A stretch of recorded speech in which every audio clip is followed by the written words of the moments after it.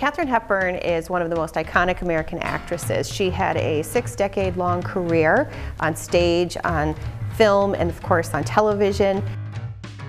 She's important to Connecticut in general because she was born and raised in Hartford, and then her family summered in Old Saybrook, specifically the Fenwick borough of Old Saybrook. She still holds the record for the number of Best Actress Oscars. She was nominated 12 times and she won 4 times. And she had been really a groundbreaking female actress in the entertainment industry. He's babbling again, babbling and lying. He left her home. So as part of her stage career, she did a lot of work with the Ivoryton Playhouse. The very first year that Milton Stiefel opened this place, Katharine Hepburn, who was just a young girl and had begun acting and been taking little parts in plays, she came to Milton Stiefel and she said, "I want to be the lead." And he said, "Who are you? No, you're too young and nobody knows you." And she said, "If you make me the lead, my father will bring down crowds of people from Hartford and they'll fill your theater, and you need that. So take a risk." And he did. She always tried to stay versatile, working in theater and on film. She got her big break finally with the film A Bill of Divorcement, and then eventually she does Morning Glory, which is her first Academy Award. From there she follows up with some hits and some not so big hits. There's a period in her career where she's labeled box office poison, but she always reinvents herself, always comes back and comes back strong. So then she does Alice Adams, for which she wins another Academy Award. Of course, everyone knows her for On Golden Pond. It's such an iconic film with Henry Fonda and Jane Fonda. She also won an Academy Award for Guess Who's Coming to Dinner, which was a groundbreaking film at its time. It was about an interracial relationship, and both she and Spencer Tracy starred in that. It was Spencer Tracy's last film, in fact. She opened so many doors for other women to walk through. She approached her career, she'll always say, as a man, and she never took no for an answer. She saw projects that she was interested in and she brought those ideas to studios so that she could bring them to full production. She had a hand in correcting and sometimes editing scripts, which she never actually took credit for on screen, but she was very in control of the projects that she was involved in. The biggest example is the Philadelphia Story. She is in the midst of box office poison, where she says the independent film houses are trying to get rid of her, Joan Crawford, Marlene Dietrich. They're not making hits and they're just stuck having to show their films because the studios are making them take these films if they want other films. And she wants to reverse that. She's very much in control of her own destiny. She gets a call from her friend Philip Barry, a playwright, and he wants her to take a look at a couple of scripts. And she reads the Philadelphia Story, says, "This is the one for me," immediately calls her beau, Howard Hughes, and he says, "You need to buy the film rights too. If you're going to take it to the stage, buy the film rights." And he buys the film rights for her. So she takes it first to the stage. It's a hit. Everyone loves it. Her performance is raved. And then they eventually make the film, and that is her big turning point comeback. In the name of all that's holy, am I to do? Tracy. Yes, Mike. Old Parson Parson, he's never seen Kittredge before, has he? Now look, I got you into this thing, now I'll get you out of it. Will you marry me, Tracy?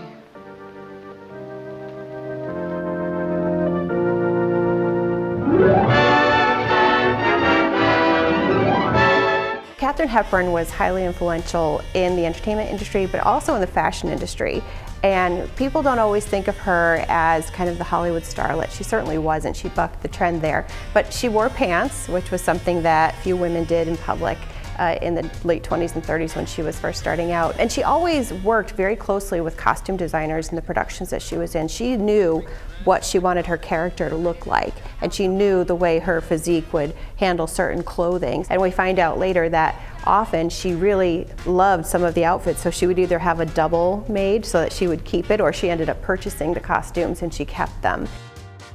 Fenwick is where she spent a lot of her time. She would still have a home in New York City, and then she would come and weekend in Old Saybrook. And when she was in Old Saybrook, she thought of it as her paradise. She blended in with the other residents. She would ride her bike through town. She would shop at the local stores. Her favorites were Waltz and Patrick's Country Store, where she purchased most of her clothing. They knew what she liked, always white, red, black, and beige, pretty standard. She would canoe. She loved to go out in the water. She swam every day. She would run into the freezing cold water in the winter. It was just something that she felt, kept her really invigorated. It was a great way to start her day, so she always swam in the Sound, and she played golf and tennis until very late into her years. She tells one story in her autobiography about practicing or rehearsing lines with an actor, Henry Hull, who lived in Old Lyme. And so she heads over to his house, drives her car over to his house, and she parks her car in a field and would walk down to his home. And they sit and rehearse lines with his wife, and they have tea, and she's there for the afternoon, and she goes to leave and her car is gone, and she thinks her car has been stolen. And then she's looking like out around Henry's house, and she can see the top of the car in a lake down the hill. Her car has rolled into the lake. So they literally call, I think it was like at the time, Old Lyme auto wrecking or something, and they tow the car out, and she says, "What do I do?" And the tow driver says, "Wait a little while and see if it starts." And she does, and it starts, and she drives it home. We are really proud to bear that name, and it's really become every year a bit more of a significant part of our mission, you know, being able to tell her story and share her story with people that come through the doors, or people that come through the doors who may be there for a tribute band and don't have interest in Katharine Hepburn and may learn something along the way. We're really, really proud of our work with that. The building, 300 Main Street, has been there for over 100 years. It is on the National Historic Registry for Historic Buildings. It was initially a community project. There was a gentleman named Joseph Cohn who felt that something that could support the arts and support the community in Old Saybrook was really needed. So he rallied the residents of Old Saybrook to help raise money to build the building. And eventually it became a community center and theater. In the early days of the building, you know, the Old Saybrook Musical and Dramatic Club was the organization that came together and wanted this space. And it became many things in the early years. Ethel Barrymore was there in the 30s, and Eleanor Roosevelt stopped by the building in the 40s. And some significant things did happen during those early years. And we like to think that, you know, the Kate now really pays homage to all of the great things that happened in those early days. We don't know if Katharine Hepburn ever attended when she was a child. Certainly the opportunity would have been there because she was summering in Old Saybrook. But it remained that for quite some time. And then eventually the building was converted to be Town Hall. And it was Town Hall for several decades until the building behind us became the much larger renovated Town Hall. So I believe it was in the late 90s, early 2000s, they were thinking about what to do with the building. So Katharine Hepburn was not part of the renovations of the building. The folks who wanted to see it return to a theater went to the Katharine Hepburn estate and got them to agree to allow the theater to be named after her in honor of her as Old Saybrook's most notable resident.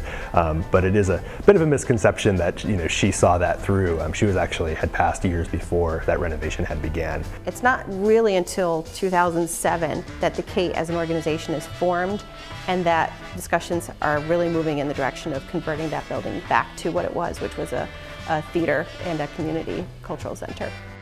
We do about 275 events a year that range from you know, operas on screen from the Metropolitan Opera and other films, live opera, many live music acts. The Saybrook Stage Company brings theater in, as well as other community partners, comedy, magic, kid shows, so many different things, and so many different age groups that come in for shows. But the Kate also serves the purpose of being a home for a lot of community groups. We work with groups all of the time who need space for different types of presentations and workshops. So it's a wonderful building and a gathering place.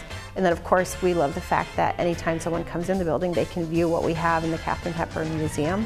We look forward to bringing in new up-and-coming artists. You know, we bring in favorites and artists from decades gone by, but also we're very interested in up-and-coming artists so that new generations join us, or with the things that we bring on stage, thinking about the diversity on our stage, bringing in new voices that, you know, may be new to Old Saybrook, and we're so excited to bring those in and connect with new audiences.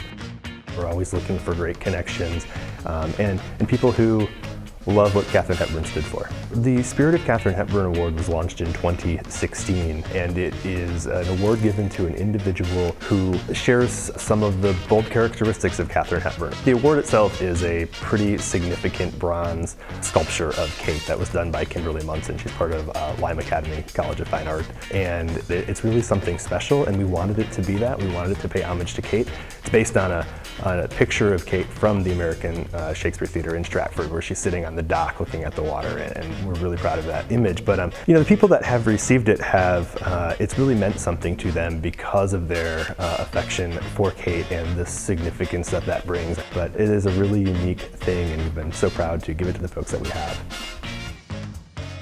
The Kate serves a lot of purposes. Number one, we do bring the performing arts to Old Saybrook, and live performing arts are something that are so vital to a healthy society. We bring together 250 plus people for a performance who are sharing an experience. And so differences are left at the door and other opinions are left at the door, and we're all just kind of enjoying something with a common purpose. And so you can't beat that. There's so much joy from a live arts performance. I think having Katharine Hepburn's name attached to the building gives us a very unique mission, because as we make decisions, that's always a part of the mix in some way. That unique, bold spirit. It doesn't dictate every single thing we do. We're certainly interested in what our audiences want to see, but it is a really unique guiding principle that I think is just always in the back of our minds, that positive way, like really exciting energy that comes with that.